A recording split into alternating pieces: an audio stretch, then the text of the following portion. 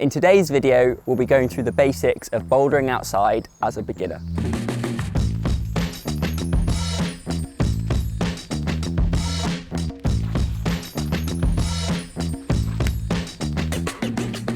The first place to start will be to pick yourself up a guidebook and pick yourself an area that's appropriate for your level.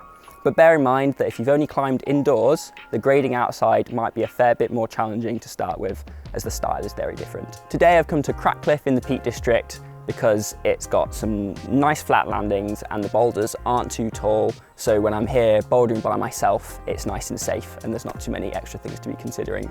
It's also a really warm day and we're in the shade, which makes a big difference when you're out on the gritstone.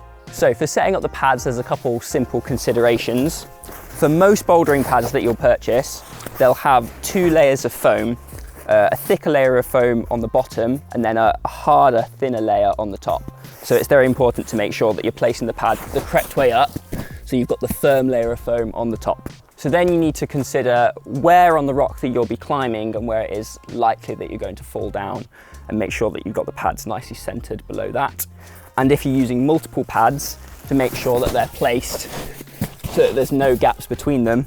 And even if you've got them, a sit pad like this is perfect for going over the middle to cover that gap and make sure that you're not going to be hurting your ankles. So I'll take you through some of the basic stuff that you bring with you to the crag. And really this is not that different to what you'd take to the climbing wall. So we've got some chalk and my climbing shoes that you'd have as normal. And then because I like to have a good warm up when I'm climbing outside, I've got some TheraBands and an edge for warming my fingers up.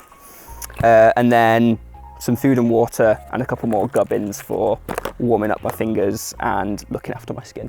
One thing that you will definitely find different compared to being indoors is that warming up is not quite as straightforward, as you don't have an abundance of easy climbs to run through to get yourself moving.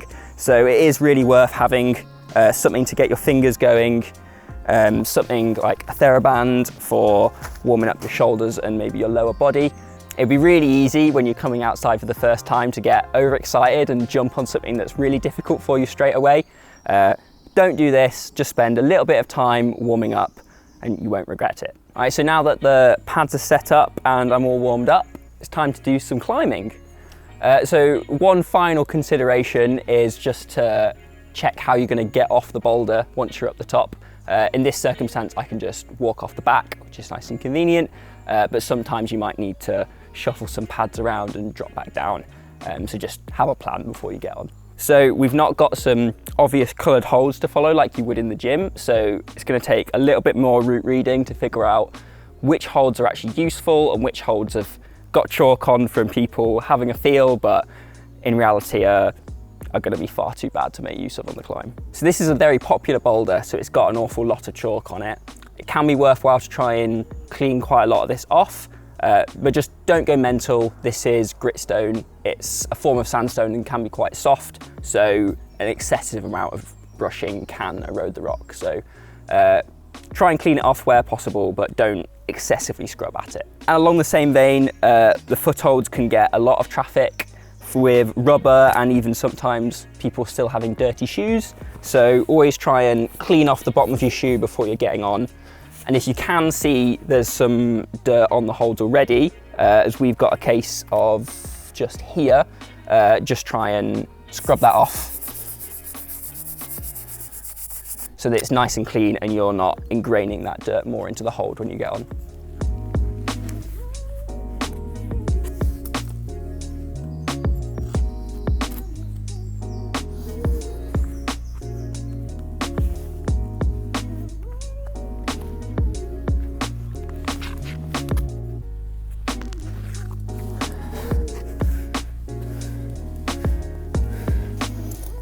This is a great example of there being a bunch of boulders all on the same block. So now we're just going to shuffle the pads around a couple meters to the side and we've got another slightly harder boulder to get on. This boulder is Etiquette. It gets given 6B, but don't let that fool you if you climb 6B regularly indoors.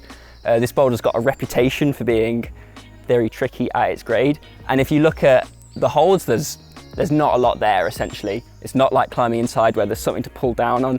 You're going to have to feel your way up this and use your body positions which might feel quite a foreign style compared to what you're used to doing in the gym.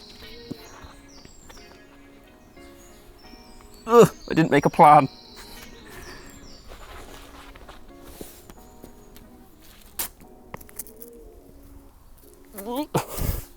So I'm trying to pull on to a 7B plus, so far having been unsuccessful. And this is something to bear in mind, particularly with the gritstone, that it's really quite conditions dependent with like open-handed slopers and quite a coarse texture. So if you're getting out in the summer on warm days like today, then it's probably prudent to manage your expectations a little bit and expect those slopers to feel a bit worse than they otherwise would. I fully can't pull on. Okay, so we're going to move on to another boulder now, but it's always important before you leave to clean the boulder off and, if anything, leave it better than how you found it. So in this case, some people have left some tick marks on some of the footholds, so along with getting rid of the chalk that I've left, I'm going to brush those off as well. So when moving between boulders, always make sure that you stick to the well-trodden paths and don't drag your pads along the floor, as it will cause erosion. It's also always worth checking the access notes for any given area. We're lucky that we're in an area which doesn't have any issues, but some places may have issues with the landowners, or there could even be seasonal bans because of nesting birds. Check the BMC RAD website and go to the relevant crag, and if it's got no access issues, there's a little green tick, and if there is, then there'll be the details of specifically what the problems are and whether it's an entire crag ban or whether it's specific to a certain area and you just need to avoid a couple of the boulders. So we've moved on to T-Crack, a classic of the area, and it's got a blind slap move on it. So what's quite common to do in a circumstance like this, where you can't really see the holds very well, is to put a small tick mark with chalk onto the rock. So I want to get this sloper just here, where there's a slightly better bit for the fingers and my thumb. So I'm going to line a tick mark up underneath it where I can still see it. Not too big, just enough that it sort of helps with my line of sight, but it'll be easy to brush off again later. We've also got quite a niche scenario on this boulder, which you do come across when you're outside.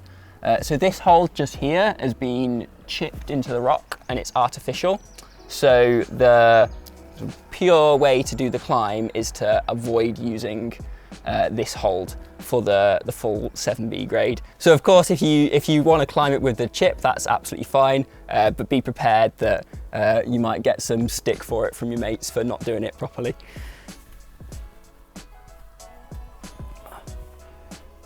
There's a good shot of absolutely none of my face.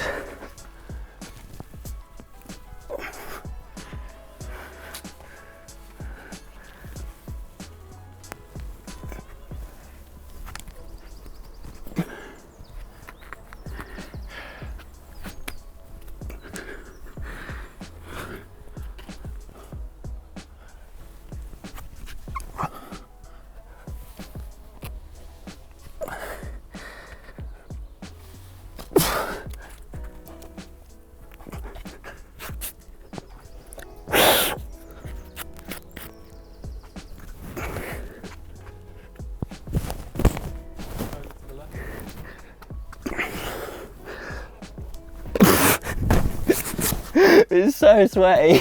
So I didn't check the top out before and it was a little bit dirty from stuff falling into the holds, so I've just come up top now to have a bit of a clean of the holds and hopefully it'll be a bit easier the second time round. So I'm just having another feel of the positions, because on my first go I felt like I wasn't climbing very efficiently and so I was running out of energy at the top. So just having a feel of the holds, trying to visualize the body positions that I'm going to use to try and make it as efficient as possible.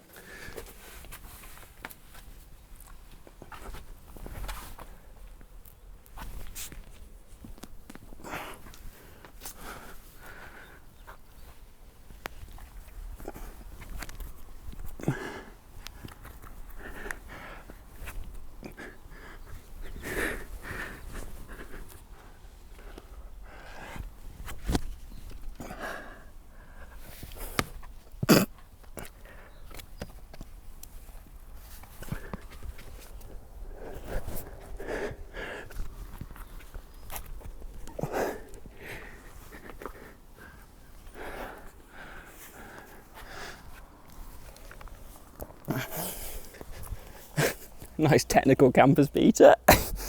Another important thing to consider is your crag etiquette. You're out in a public space, so be respectful of others, don't play loud music, and always take out any trash that you bring in with you.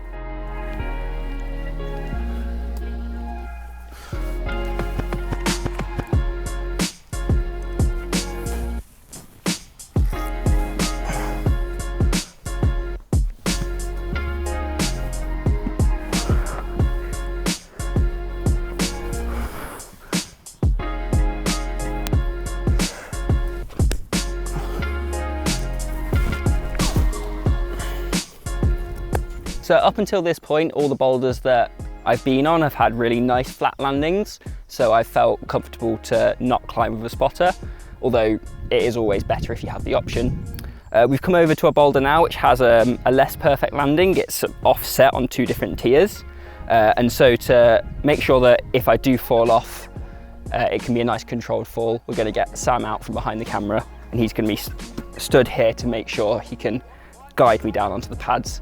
And the objective with spotting is not to try and grab somebody out of the air, because it could potentially risk injuring them. Instead, you're just going to guide the fall. So say if somebody's coming down slightly unevenly and they might stumble off towards this rock, say, you're there to prevent that from happening and just steady them in the landing.